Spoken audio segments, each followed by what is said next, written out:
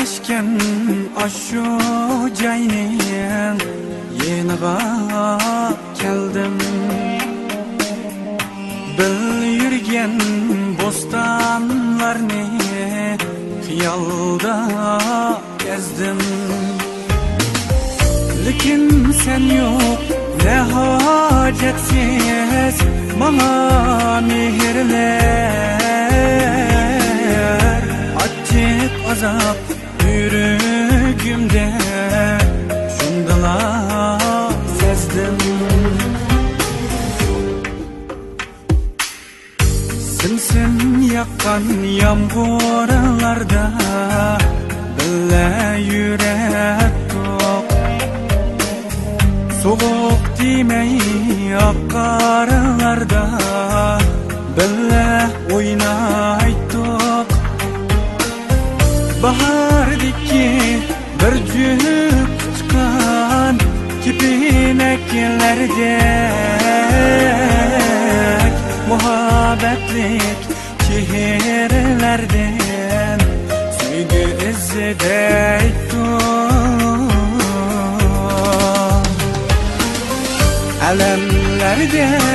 Elemlerde kaldım bu dert elemlerde.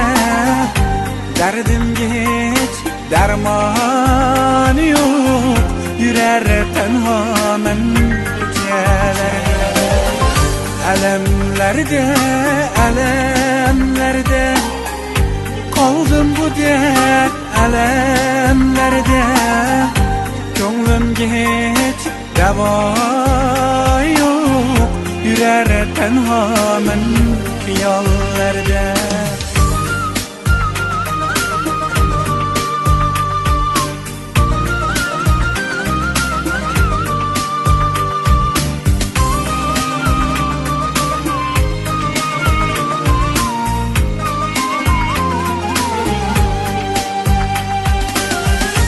Kalbimdeki armanlarım sır bulup kaldı.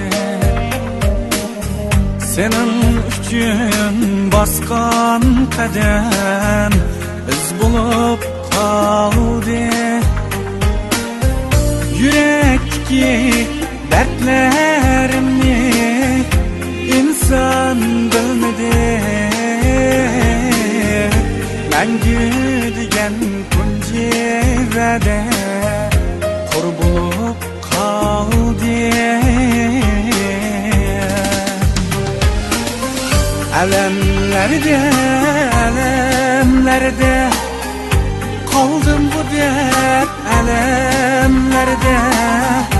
Derdim hiç derman yok, yürer tenhamen geceler. Elemlerde kaldım bu dert elemlerde. Gönlümge hiç deva yok, yürer tenhamen hiyallerde.